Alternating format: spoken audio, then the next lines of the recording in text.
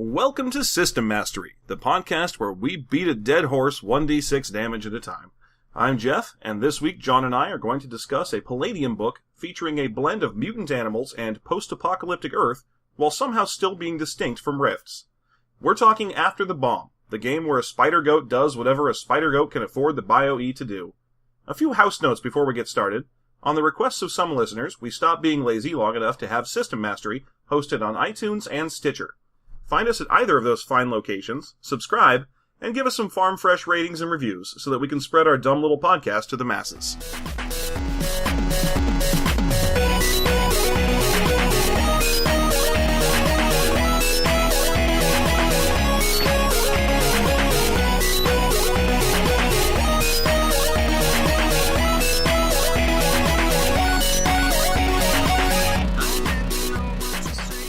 And hello, nerds. Hi, John. How are you? I'm doing okay. Wonderful. Did you enjoy reading your way through another Palladium book? Well, I mean, as much as anyone can enjoy reading a Palladium book. So a lot? Yeah, like a whole lot. They're very enjoyable to read. That shit is just cotton candy for your brain. It absolutely is. They're terrible to play, though. Oh, yeah. It's like exactly like cotton candy for your brain. Yeah, you don't want to try and roll to cotton candy. You just want to eat some. I can see that. That makes sense. So, we basically took a bye week. After reading Nobilis... there is no way that I was going to learn an entirely new system after that. No. We'll go back to something weird and hard and confusing and... Like my dick! I gave you the opening and you used it. Yeah. Like my dick! You used the opening in your dick? Wait, I do. That's the show, folks. Thank you and good night. It's been a long day for both of us. So, like I was saying, we basically are taking a bye week because Nobilis kind of broke our brains for a little while, and we didn't really want to have to learn a whole new system in 2 weeks. So this week we're going to be talking After the Bomb, which is a weird Palladium book I had lying around, which is not one of their core products. It is the quick slapdash replacement to Teenage Mutant Ninja Turtles after they could no longer print Teenage Mutant Ninja Turtles. Yep, they had lost the TMNT license, but they had a whole lot invested in the concept of Bio-E. Yeah, it's one of those things where like, well, we've already statted out a jillion animals and have an entire, progression for how they grow, so fuck it. So there's actually another book also called After the Bomb, also made by Palladium. It's a 40-page supplement of adventures and a couple of extra mutant animals for the TMNT and Other Strangeness game, which kind of predated this. There were two games set in the books set in the post-apocalypse, After the Bomb, and then another one called Roadhogs, TMNT Roadhogs, which was basically like a Mad Max thing, but set in Southern California. Yeah, because Palladium really, if they could set anything in a post-apocalypse, by God, they will do that. They have 4 games set in either current or post-apocalypse. Yeah. So that's definitely true. You've got your Rifts, which this is basically a Rifts book with a lot less stuff. Yeah, it's sort of a Rifts book if all it focused on was just one small aspect of it. Yeah. And then they've also got System Shock, and there's one set during the Rifts apocalypse. Yes, Chaos Earth. Yeah, so they really like apocalypses. Yeah, those apocalypsi. Apocalypse. Yeah, apocalypsodes. Okay, so if you've played any Palladium game, you've already basically played through this. There are 9 stats: IQ, ME, MA, PS, PP, PE, PB, and SPD. Yeah. All that shit stands for who fucking cares. Basically, this game has a lot of stats, but a lot of them don't really do anything. I know several other people besides us have made our way through Palladium games, and I challenge any one of you who's ever used your mental affinity for anything to comment on it and let us know. I mean, it's supposed to help you resist psionics, but... Which, at least in this game, where basically every single character is probably a psychic of some sort, it might come up more often. In my experience, most Rifts books, I mean, yes, mental affinity is supposed to kind of alter your ability to resist psionics, but in most Rifts books, psionics come with their own saves that are independent of MA, so it doesn't do anything. And when I say Rifts, I mean Palladium books. But you can tell me, what else does MA do? You're looking at the chart. Oh, actually, no. MA doesn't do dick. Oh, you're right. It's just trust intimidate. Yeah, trust/intimidate. It's ME that's psionics resistance. Yeah, MA is basically just, we didn't want to put intimidate as its own skill, so now it's a stat. It's just all it is. Yep, and it's called MA, stands for mental affinity. Yeah, how I don't know, mentally offend you are? Yep. How offend are you? I'm pretty offended. Fuck you. Jesus Christ, what happened to you? I took my horrible pills today. It's time to go. It's go time. What are they made out of Ghost borscht? time. Wearing a fez, driving around in a little car. I've got a cigar. It's time for me to tell you about why I hate kids these days. You're just nothing but borscht and chopped liver today. That's so good. It's all the rage. You're killing me. All right, well, anyway. You take your 9 stats, you roll them 3d6 with exploding 5s and 6s in certain times. Basically, if you get a 16 or higher on your 3d6, you get to roll an extra 6. And if that d6 is a 6, then you get to roll an extra d6. And so your maximum possible... Yeah, that's all. Your maximum possible stat before modifiers is a 30. Yep. So that means your stats range from 3 to 30. Average stat is around 11. Yeah. And that's all you need to know about stats, because each one of them generates its own type of sub-bonuses. Yep. And a lot of them don't do anything. Yep. Speed, for example, simply directly translates into the miles per hour that you can run using a weird, complex chart. It's like divide speed by 9.2 or something. It's strange. Yeah, at least they do give you the chart of like, hey, if this is your speed, this is how fast you're going. Yeah. But you can get so much speed that it ends up being pretty much pointless. At a certain point, you're like, alright, look, I'm running away from you. Do you have a higher speed than me? No. I'm gonna eventually get away. This has been a thing in Palladium games for forever, where you can have an IQ of 15, an MA of 21, and a speed of 417. Yeah. And then you have to ask yourself, is 417 faster than a car? I don't know.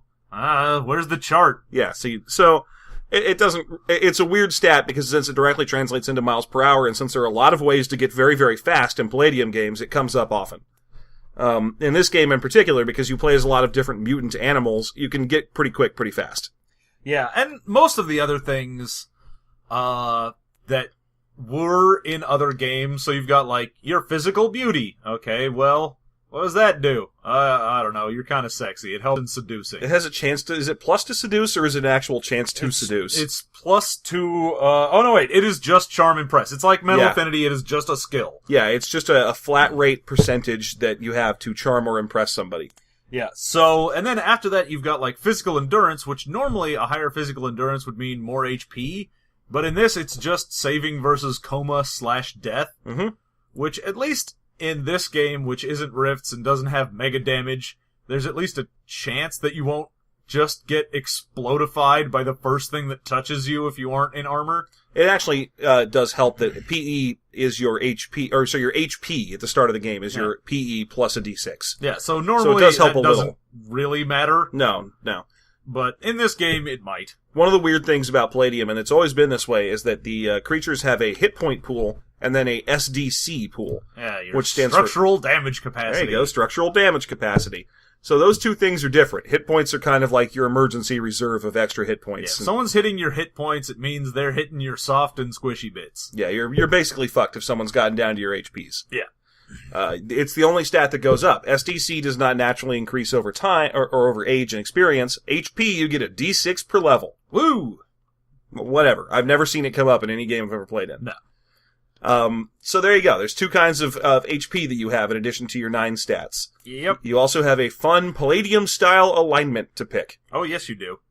And let's run through those.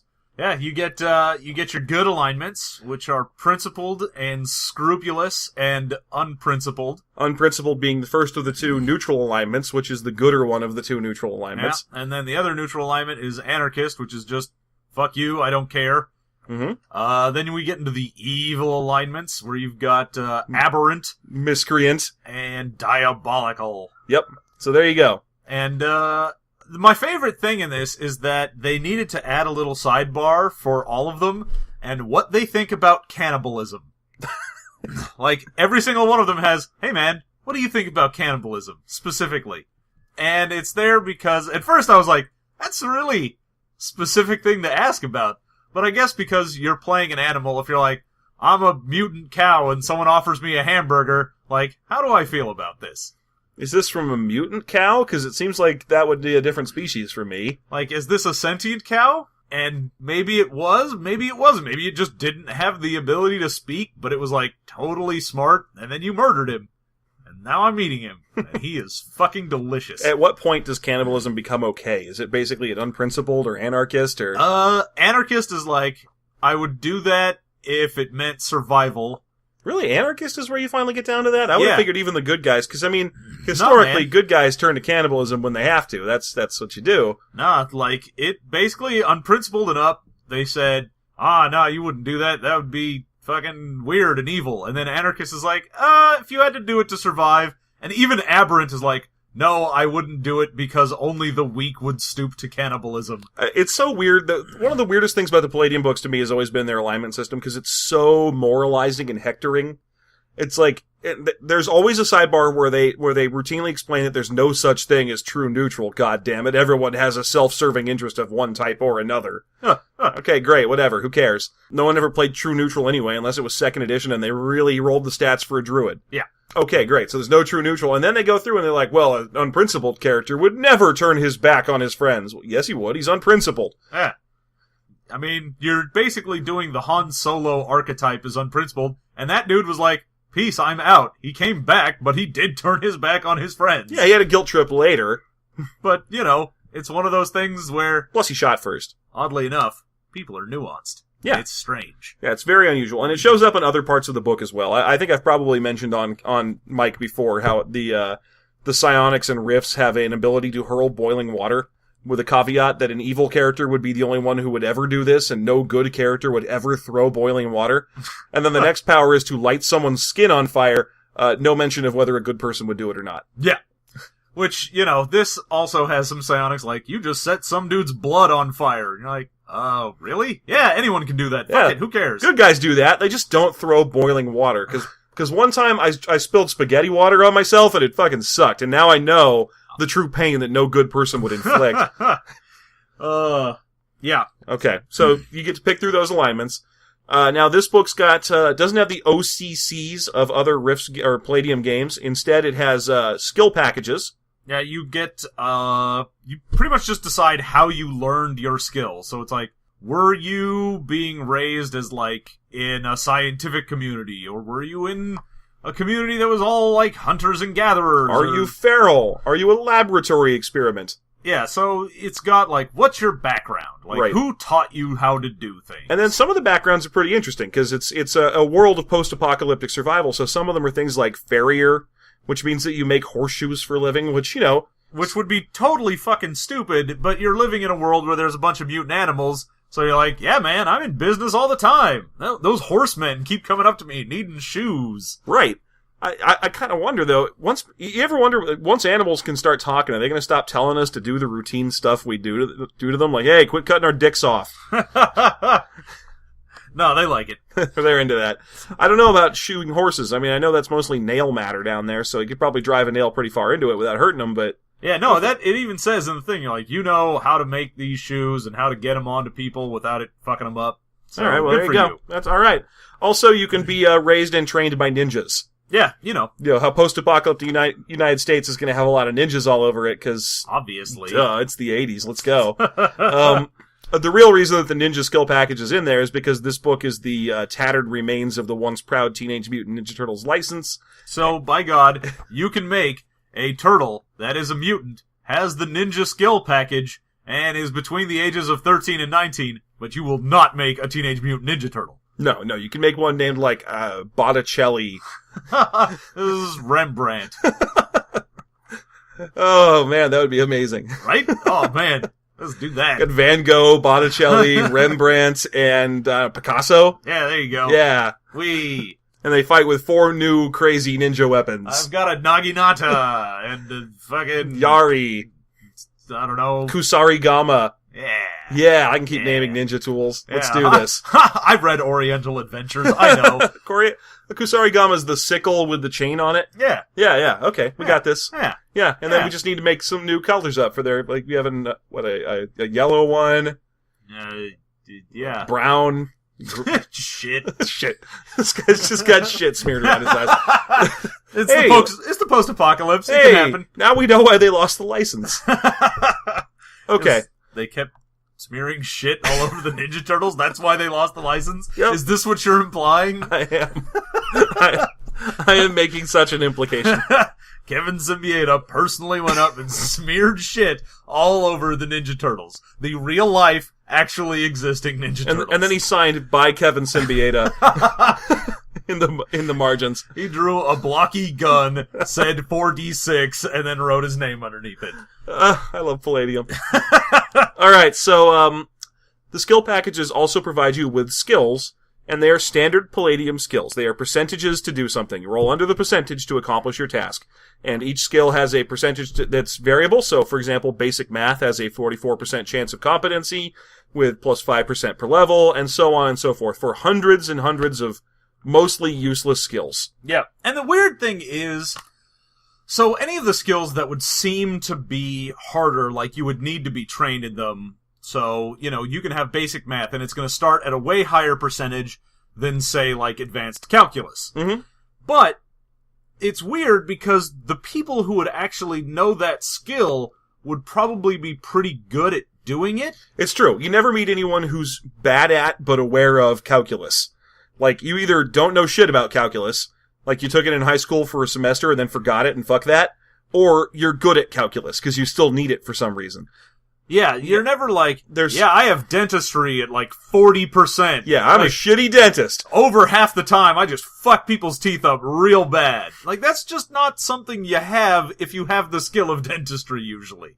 I mean, if you want to play Steve Martin, yeah, Little House of Horrors, Shop of Horrors. If you want, Little House on Little the House Horrors. of the Horrors of Prairie, Home Companion, Cube, Yeah, it's good. gleaning that cube. I'm glad we could get into your stream of consciousness, random associations.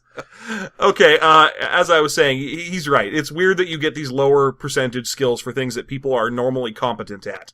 Also, you just get, like any game where you have just a jillion skills, you end up getting to a point where it's just way too specific. Yeah. So it's not just like, what do you have? I have craft. Okay, that would be very generally useful. And it's not even like, I have carpentry. They have fucking canoe building is its own thing. Canning. Barbering. Being a barber. Cutting someone's hair is something that you would spend a skill slot on. Well, thankfully, it's not one of the ones you usually get as you either choose that as a secondary skill because you're laughing at yourself, or it's one of the ones that you get because you rolled, I'm a trained barber for your skill package. Barbary's gotta be pretty difficult in this world. I mean, everyone's kind of some kind of animal. They have weird fur tufts all over them, and yeah, you want to make sure that poodle man has the right little balls. Oh, come on, no poodle is a dude. No, man, they totally are. They're against those gender stereotypes. That's How true. dare you, sir? How dare you? I'm just saying that based on my years of experience as a cartoon-watching American, I am aware that even though I am not attracted to dogs, poodles are the hot dogs. The sexy dog ladies that all the other dogs be pawned for. Dude, there's rope works. Rope works is a skill. Use it on poodle ladies. Yeah. Yeah, that poodle lady likes it when I use my rope works on her. This is going to be the worst podcast. You go and get roped. Okay, so you get a whole bunch, probably too many of these skills. Yep. I know for a fact that every time I played a Palladium game, I end up with a whole page of skills, and then I forget what they all are. Yeah, I think you basically never roll it until you get a specific section where it comes up. And even then, most of the time it's something that's a piloting skill, Yeah. something that's demolition, or maybe prowl, and for the rest of the game, unless you specifically go, yeah, but how well did I cut his hair? No one cares. You have to check to see if he cut his hair poorly. Yeah. I know I've used like anthropology and a few of the other basic research skills in Palladium games, but even then it's like it comes up once ever. Yeah, no, it'll be like, oh, dude, it's my time to shine. This is actually on my sheet. What's my chance? 41%? Fuck. Yeah. So, most of them have like a 3% chance per level, and they even say in the intro, like, yeah, we played the same game for 3 years, and most of our people were like level 8 out of 15. So you go, alright, so maybe if we've been playing the same characters forever, and I keep getting my experience for that, I went up like 20% from where I was. Yeah, because there's no way to raise your stats in this game, save to take skills that raise your stats. The physical skills will raise your statistics. But other than that, you can't raise your stats through experience, or you can't change mutations during the game or anything. So the only way to get better at your skills is not to get smarter, but to get better at your skills. So you have to slowly let them accumulate as you gain levels. And that's the only thing you can do. Yeah, and unfortunately, like with most Palladium games, leveling up doesn't mean dick, except for you get an extra % in your skills. And sometimes you also get... there's a couple things it means. Sometimes you get an extra +1 to hit on your various weapons, because weapon you've got proficiencies... hand-to-hand packages. Well, there's two things. You have hand-to-hand packages, which... hand-to-hand packages. That's the name of my album. Anyway, you have hand-to-hand packages, which come in basic, experts, martial arts, assassin, and those are basically combat bonuses, and you get a different combat bonus every time you gain a level. So it'll be like an extra attack per melee round, or +2 to strike, or a knockout blow on a roll of 18 to 20. A jump kick that does 1d4 damage. Yeah, so there's those, and you get something at each level. And then there's also your weapon proficiencies, which come in things like WP Blunt and WP Bladed. I got WP Blunt, you know what I mean? Woo! 420. This gets WP Blunt sounds like a person to me. Like, he sounds like a director from the 40s. Professor WP Blunt. Here we see Professor W.P. Blunt. All right, fair enough. You got that one. Anyway, each one of those will give you +1 to strike and occasionally +1 to parry. It's just sort of random interval levels. Yeah. So those are the things that levels do. You also get an extra D6 of hit points. Hit points. At each level. Okay, so that's a basic riff, or any Palladium character, really, once you get down to it. You got your skills, your stats, your hit points, background. You can roll on the insanity tables that are in this book, just like they are in every other Palladium book. Thankfully, one of the big differences between this and the original Teenage Mutant Ninja Turtles is that homosexuality is not listed in there as an insanity. Woo!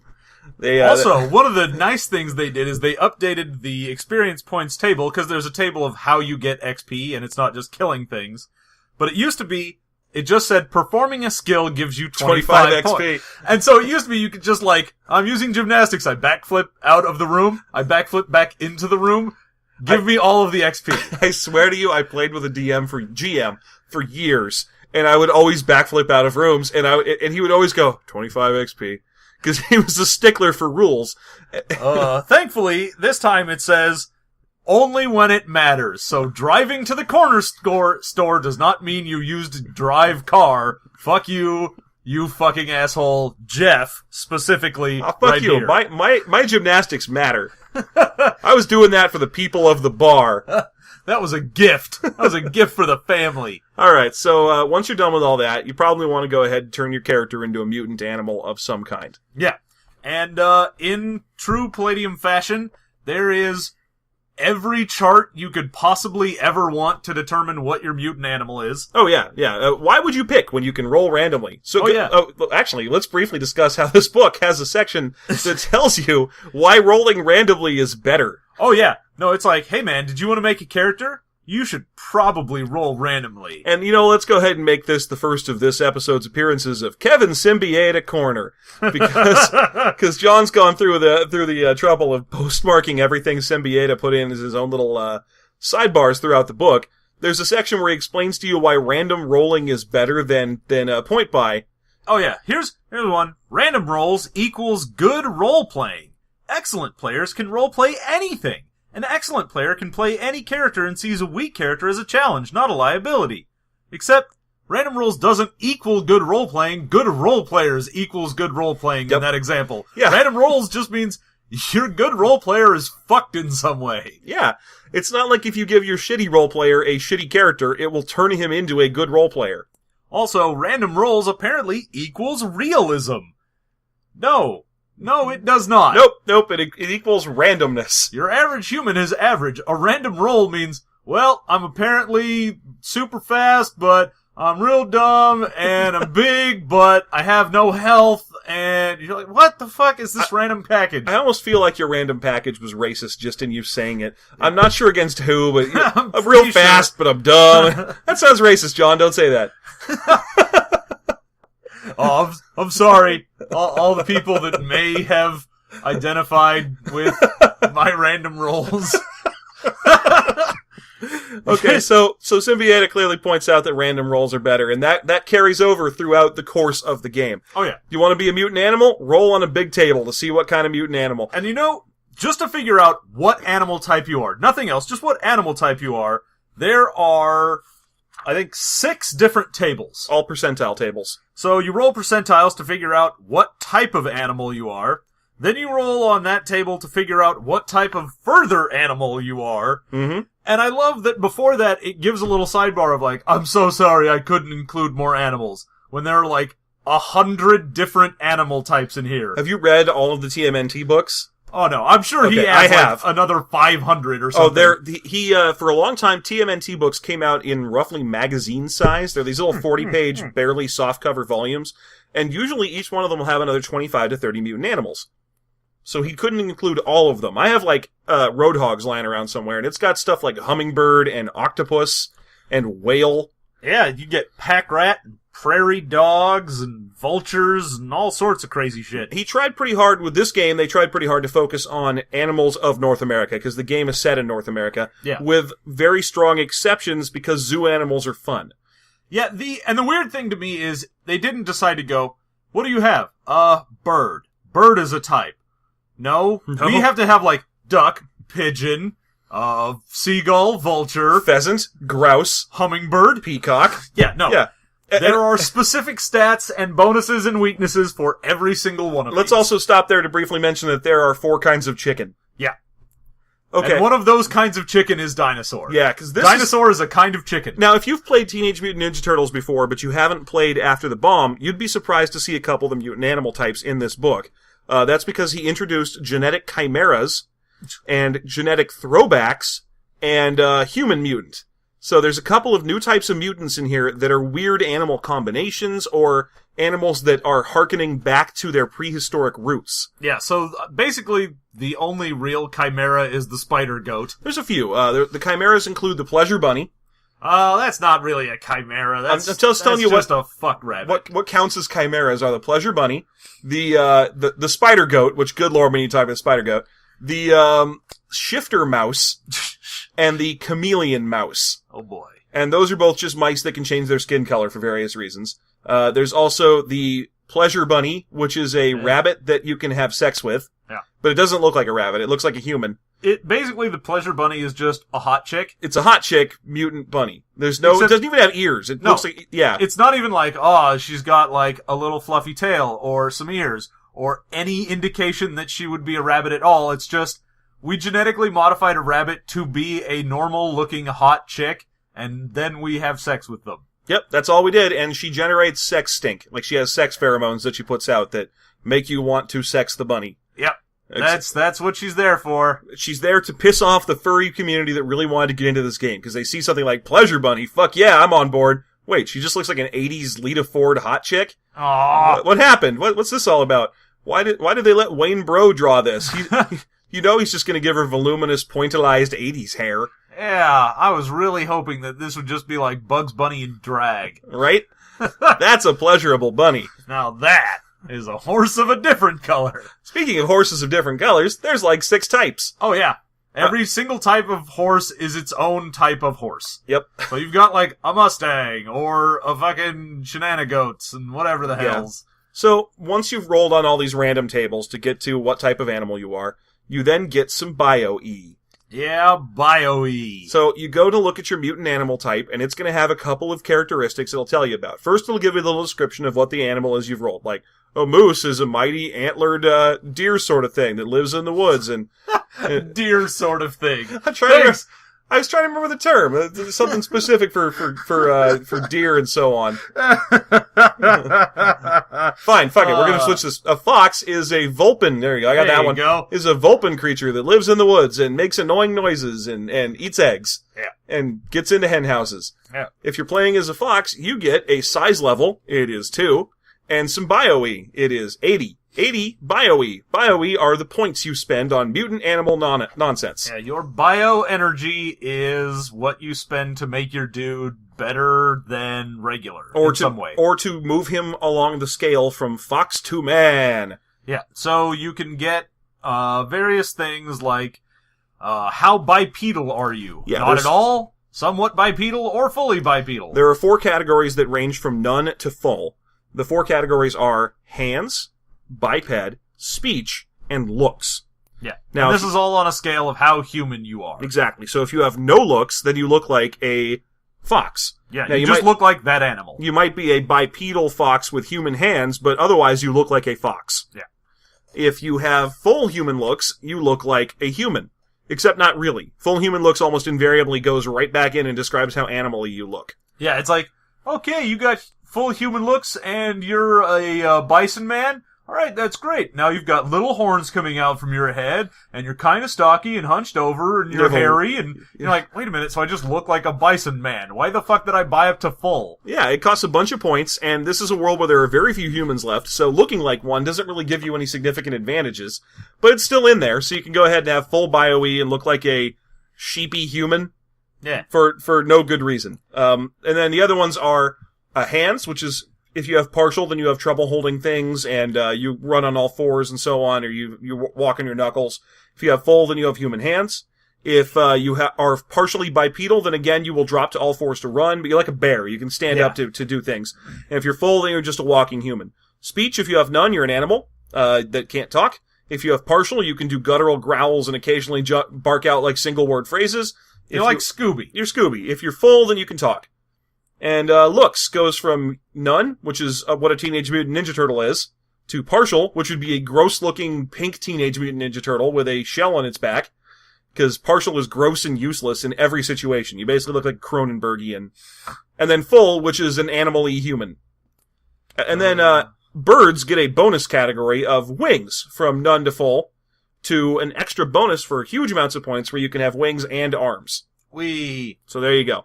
Those all cost varying amounts of bio-E to get based on what type of animal you are. So, for example, if you're a monkey a mutant, then getting partial looks is automatic, because a monkey already kind of looks like a human. Yeah. And if you take full, it's only 5 bio-E to do. So, your bio-E, you also get more depending on the size that you are. So, all of the different animal people have, no, because you'd get more depending on the size, because if you're smaller, you'd get more. So, fuck you. Okay, keep going. So, all of them have a size category. So, you'd go from hummingbird small to giant fuck-off elephant large. Mm-hmm. And the bigger you are, the more stat bonuses you get. So, you'll get stronger and more physical endurance and stuff like that. Mm-hmm. But you get less bio-E because you have better stats. However, if you go smaller, you get more and more bio-E to spend on things. But you begin, at a certain point, you start losing stat points. Mm-hmm. So if you're super tiny, you just aren't strong. It doesn't matter what you rolled for your strength, you're gonna have, like, minus a whole shitload. Yep. But it might be worth it to be size level 1 and get... size level is also a thing that exists. Size level is the range of how big you are. A human is size level 6 or 7. It's kind of somewhere in that zone. And a mouse is size level 1. A elephant is size level 20. Yeah. So you could go ahead and shift up and down if you want. So if you start out as a mouse, and you go, hey, you're size level 1, you go, I really don't want to just run around as a mouse, I want to be a mouse guy. You can spend bio-E, and because you start small, you would start with a larger pool of bio-E. 90. You can spend that bio-E to then grow in size. Right, and it's 5 points per size level of shrink or growth. If you shrink, then you gain the 5. If you grow, then you spend the 5. Yeah. So a mouse going to size level 6 to be a human-sized mouse guy would spend 30 bio-E. Yeah, so if you really want to do that, you can. And again, 25. Elephants, size level 20, they start with no extra bio-E, so you probably want to shrink yourself down a little so you can actually play this game. This leads to one of my favorite things about the bio-E system, is that an elephant starts at 0 bio-E, 0 human looks, 0, not full, so basically just an elephant. Except, it costs bio-E to have things like a prehensile trunk, or a horn, or tusks and so on. Which means that if you play as a regular elephant, you aren't a regular elephant. Your trunk doesn't work, you don't have tusks. Yeah, you're just sort of a shitty elephant. You're just sort of a giant gray blob. Yeah, so you usually want to shrink down a bit. Or take one of the many flaws you could get. Yay! Because this is like the only Palladium system that actually has flaws to it. Yep, there's merits and flaws in here, although the merits are just cool animal powers, And the flaws are just interesting animal weaknesses, like you don't have binocular vision, or you have a prey mindset, so you automatically get skittish and run away from things. You have some musky scent that gives you away. Or your antlers fall off in the winter. Oh, darn, my antlers. Cervid! That's the word I was looking for. That's what deer are called. You got there. I'm proud of you. Hey, I made it. A moose is a big cervid that's dumb and fat and stinky. Yeah. And it'll kill you if it wants. It'll stop at nothing to kill you. The moose. Canada's biggest danger. Okay. So, so you take some of these flaws. Flaws will get you extra bio-E. You can also get extra bio-E if you're hungry for bio-E by taking certain backgrounds for skill sets that don't give you a lot of skills. Like, for example, if you're feral, you spent so much time being an animal and so little time learning to cut hair that you end up with extra bio-E. Yeah. So if you have something where it's like you're essentially trading skills for bio-E. So instead of having a full suite of skills and like you select 12, you select 6 and you get plus 10 bio-E. Hooray.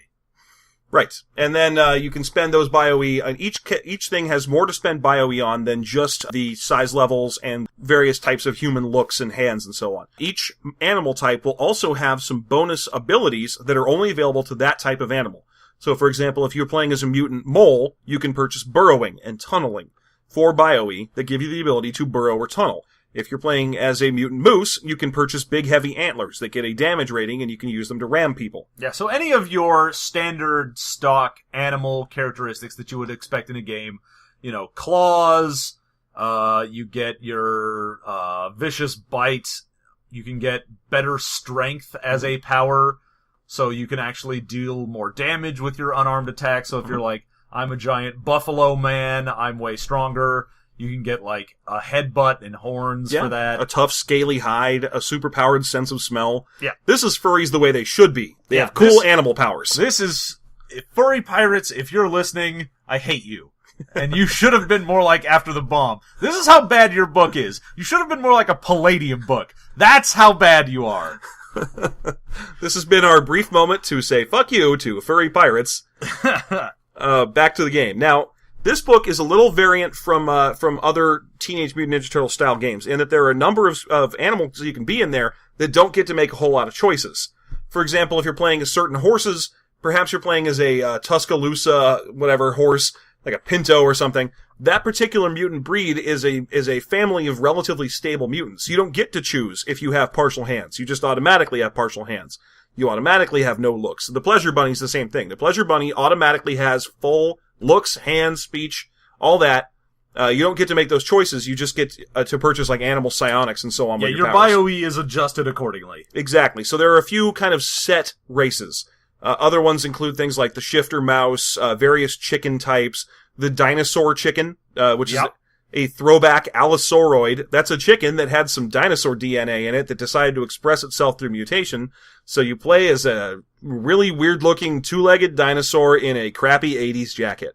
You certainly do. Right? Look at that thing. It's got a vest on him. Unlike the actual chicken, which also has a vest on him, but looks dapper as fuck. That chicken is amazing. I'm going to scan that chicken, and that's going to be the picture for this. He is smoking a cigarette, and he looks disappointed in whatever someone just told him. Let's say this right now. The art in this book makes it worth purchasing this book. The amount of weird mutant animals that are just doing cool things. Yeah. Excellent. Yeah, the giant fat elephant wearing the I Love New York shirt is unbelievably cool. The cover has, I like to call him Horse Pliskin. It's Snake Plissken, but a horse. Yeah. Also, his friend, the samurai bald eagle, is being grasped by a giant robot. Naked samurai bald eagle. So, this book has just unbelievably good animal art. It's totally worth getting just for that. The other throwback, we're doing Spider Goat. The other throwback before we get there is that there is passenger pigeons. Back from extinction. You can play as a passenger pigeon. That's how mutation works. Yeah. It brings things back from being extinct. Well, no, it's the same way that spider goats came into existence. It's before the apocalypse. Crazy human scientists genetically re-engineered the passenger pigeon so they could exist once more. Hooray. And now they do. And if you play as a mutant passenger pigeon, it's one of the ones where you don't get to choose anything. You basically look like a 3-foot-tall passenger pigeon, and all of your powers relate around controlling swarms of other pigeons. So you can create clouds of pigeons. By God, you will shit that statue up something fierce. Oh man, poor Admiral Nelson. Look at him. He's like... Anyway, now let's talk about the spider goat. Spider goat! So spider goat's a real thing. They did do some genetic experimentation to get spider silk into goat's milk so that they could kind of replicate large amounts of spider silk. Yeah. It was an interesting bit of genetic experimentation. It actually happened.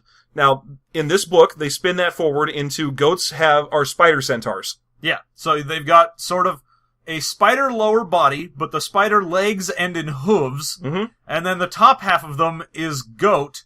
And the goat's got, like, 2 arms as well. So it really is just spider centaur. It's a drider, but a goat. Yeah. And then, interestingly, the picture, which is amazing, is the spider centaur goat, and he looks like he's all set to come at you. And he's got 6 lower legs and 2 upper legs. That's not accurate to the game. In the game, you get 2 lower legs and 2 upper arms, and then you can buy more. This guy spent a ton of BioE, and he's probably only about a foot high. To create that, you would have to give up a lot of your size levels to get enough BioE to buy all those extra feet for no good reason. But it is really cool to think of these kind of spider centaur monsters running around shooting, literally have Spider-Man style web shooters. Yeah, for 10 BioE, you can have a web shooter. Yep. So those are a thing you can play as. And they can also get web hooks on their feet and hooves and so on, so they can kind of crawl around in their own webs. Really neat. The spider goat sort of represents the sensibility that this game has towards the idea of genetics. Mm-hmm. In that, oh god, yeah. Someone once read an article where they heard that someone fucked with genetics, and they were like, "Holy crap, that's gonna be the future!" You know how you have that one friend who's like super angry at GMOs? Yeah. And they're always like, it's always for the wrong reason. It's not because like, oh, corn might get patented or it's more resistant to pesticides and so on. It's always like, well, what if it makes you more compliant? Or what if it grows a human ear out of it? That sort of nonsense. This is the other thing. This is a similar parallel. This is someone who understands nothing about genetics, but instead of being terrified of it, loves it. Okay. So this was actually written by Eric Wujcik. Wujcik! I love Wujcik. And, so he has a little thing at the beginning where he basically tells the entire readers he knows nothing about how science works. Yeah. He says that he read an article in New Scientist where some guys took a disease and they spliced some, like scorpion type DNA into it, and now it kills a specific type of caterpillar. Great! Yeah. And his response is, holy shit! They gave it scorpion venom! And you're like, no, they didn't give venom to a virus. It's not like running around stabbing the caterpillars. They didn't instill in it a comical hate for Spider-Man. Yeah, no, that's not how this worked. And then he goes, yeah, so, we've already mapped, like, most of the genes. So, when I first wrote After the Bomb, the idea of a mutant sentient dog was closer to fantasy than science fiction. Looking at it in 2001, it seems like we'll be talking to genetically modified canines in the not-too-distant future. Yes, Eric, that is exactly what that article you read means. Right? Oh, I can't believe it. I know Eric wrote that section, but to me that's a very symbiotic thing, because he had the dog boys. He always manages to cram human dogs into everything he writes, and I like to picture that the Palladium offices has a big thermometer, like a fundraising-style thermometer in there that's like, countdown till we talk to man-dogs. Yeah.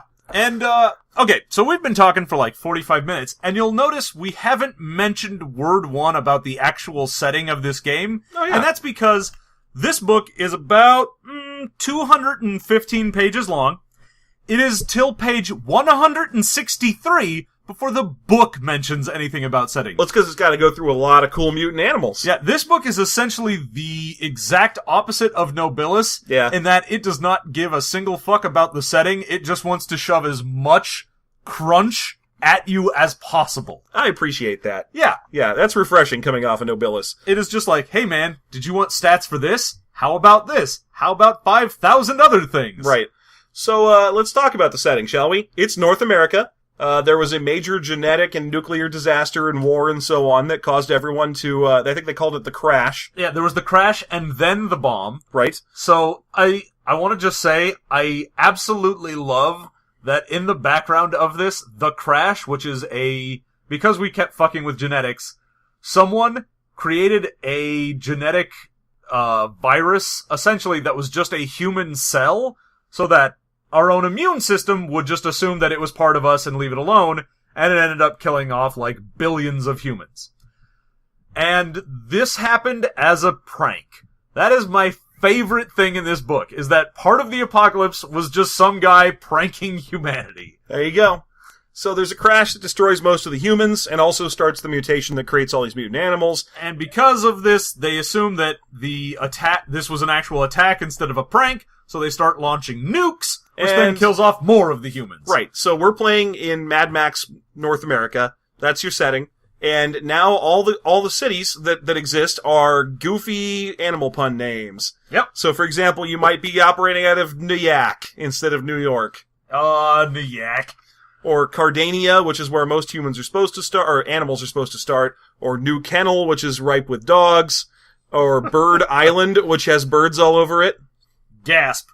Right? Yeah, so, and then there is, of course, because this is a Palladium book, an Empire of Humanity. Yep, Empire of Humanity, which is the Coalition. It's the Coalition. It's just Coalition minus skulls. I mean, it's even in the same spots. Yeah, so, you can really tell that the writers for Palladium are like, man, fucking hicks in the middle of America, and they hate, like, black people. So now they hate mutant animals, and they all live in the Midwest. Oh, you thought you hated black people. Just wait until you see this talking duck. Actually, I kind of do hate Howard the Duck, so I think I might be racist. Now, do you hate the movie Howard the Duck or the concept of Howard the Duck? A little of both? Oh, it hurts. I like the concept of Howard the Duck. All right. So yeah, there's an empire of humanity that wants to maintain its genetic purity. And the only thing that it is friendly with is dog boys. Yes, dogs. I mean canine mutants. Dog boys. Fuck you. They're man's best friend. Yeah. So it's the only mutants that they're willing to, like, have any trade or dealings with are the dogs. So they really did just make the Coalition. Right.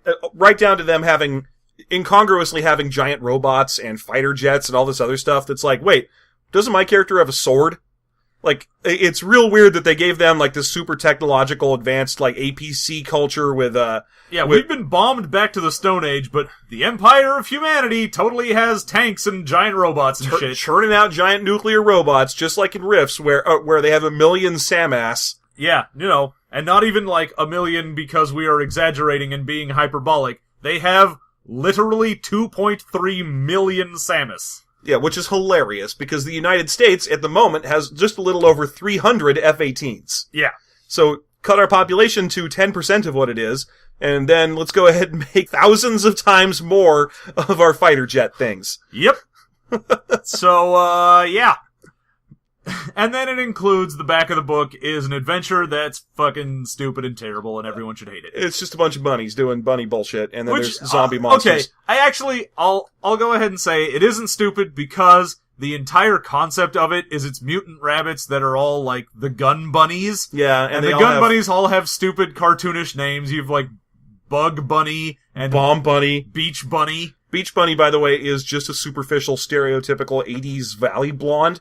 But a rabbit. Yeah, and not even one of the pleasure bunnies. She's actually just a rabbit. Yeah, which, great characterization. Let's go ahead and say that. Thank you so much for giving me that. Like, a character in an NPC in the back of your book who mentions that she's way into clothes and fashion. Yeah. It's the post-apocalypse, you dipshits. Yeah, well, she's really into arranging what type of tire you put on your shoulder. God damn it, I hate that. I hate what sport helmet am I wearing? Just write one decent female character once, Palladium. Come on. Oh, no. Wait, I'm sorry. We do have one. What's her name? The Erin Tarn. Erin Tarn is the worst thing ever.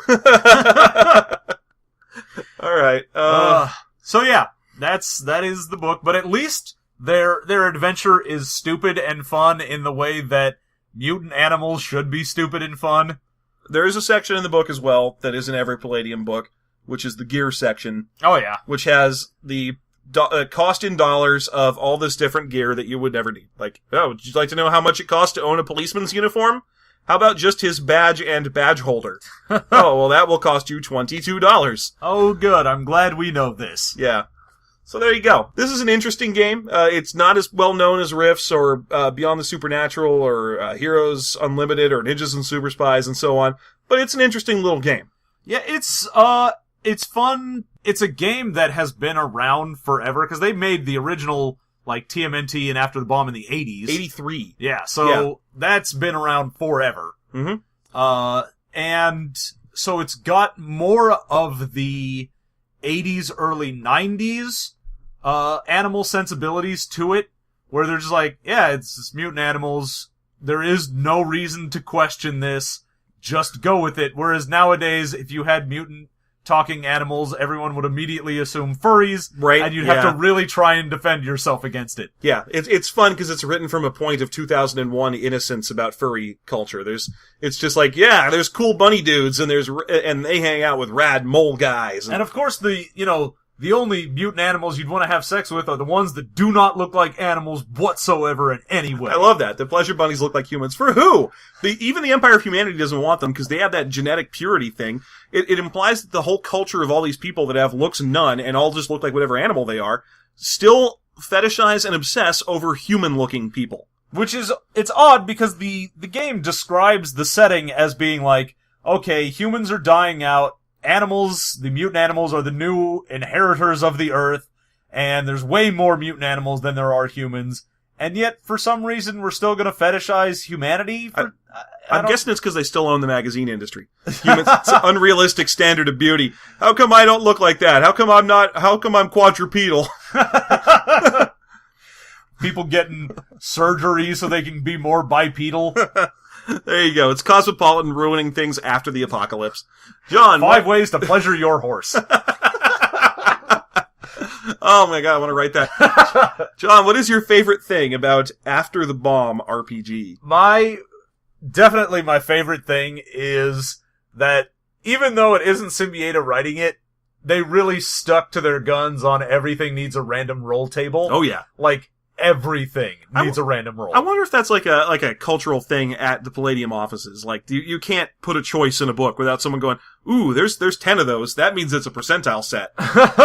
I really have to wonder if, like, ordering lunch for them is they have 100 different restaurants to pick from, and every day they're like, I wonder what we're getting! Random lunch equals delicious! It's like, okay, we rolled a 33. We're going to Subway. Let's go to Subtable B and find out what type of sandwiches we're getting. And, okay, wait, so what was your favorite thing? I'm sorry, random tables? Random tables. You like random tables? I fucking love that they stick to their guns on this random table, and not only do they have, like, okay, what type of animal are you? Here are 6 different subtables. They then go, if that wasn't enough, we can then further do different subtables for different things. So it's like, here are the animals in the book, we have tables for that. Then we have tables for animals that aren't in this book, just in case you wanted to roll them anyway. Okay. And what is your least favorite thing about After the Bomb?